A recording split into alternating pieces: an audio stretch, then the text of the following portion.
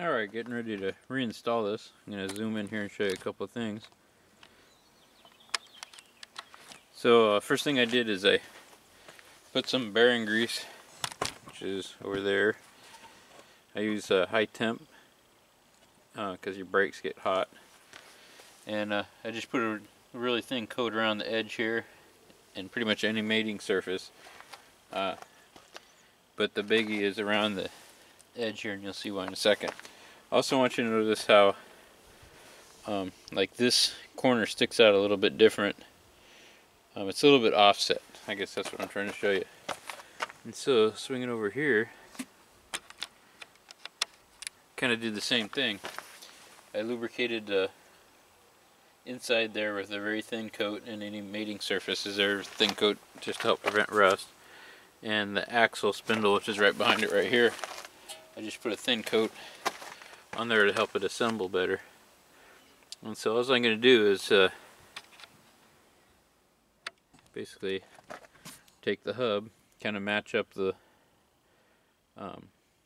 rectangular section against the rectangular section over here, and then put the bolts in from the back side.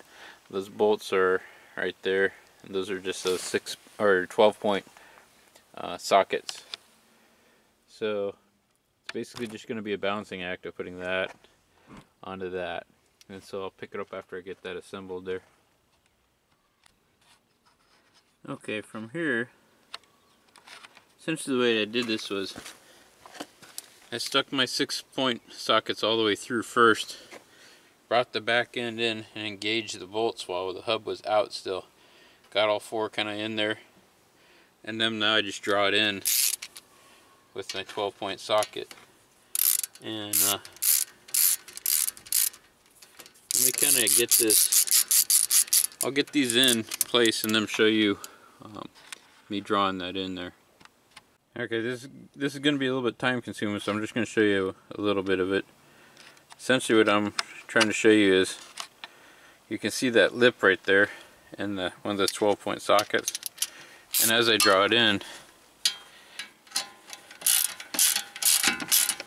hopefully that's showing up. Just switch, oops, sorry, I'm in your way probably there. Switching back and forth and just using the sockets to draw it in. So hopefully enough of that showed up. Essentially what I'm doing is working it back and forth in an even pattern to draw this bearing into the, here, can't see my, as I tighten these in crisscross type patterns, I pull in the hub into there. That's why it's important just to have a little bit, and you want to have a real thin layer of grease in there, so you don't want it all gushing out on you. So I just have a thin layer of grease, and that's assisting that pulling back in. Alright, so I pretty much finished up. It's kind of neat as you do like this one and this one, you pull it in, you just gently put it in as far as it'll go. These bolts will extend over here, and then as you put those in, as gently as it'll go, these bolts will extend. So you just keep doing that crisscross, and it's seated in really nice, and it's really smooth at the point. So I'm just gonna torque it down next. All I'm gonna do is look up the torque specs and get my torque wrench down, then torque those bolts down, and then I'll be done with putting that hub in. Okay, so I got those back bolts torqued on. It's going well so far.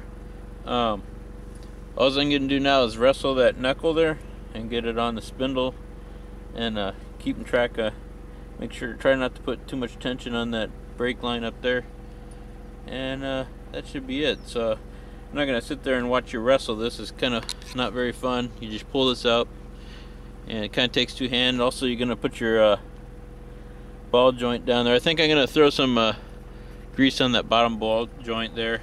I don't know if that's a good idea or not, but I know they seem to seize up pretty tight. If I ever have to take it out, hopefully it'll make it easier. What I'm talking about is it goes right down there. So that's what I'm going to do next. So I'm basically going to slide where's my fingers? I'm going to slide that ball joint, lower ball joint into the lower ball joint socket down there, and put the spindle back into there. so I'll show you after I get that done. Alright, just to finish up here, got the assembly back together. Some notes is I replaced this tie rod. It needed to be done. You just loosen this nut back here and this unscrews.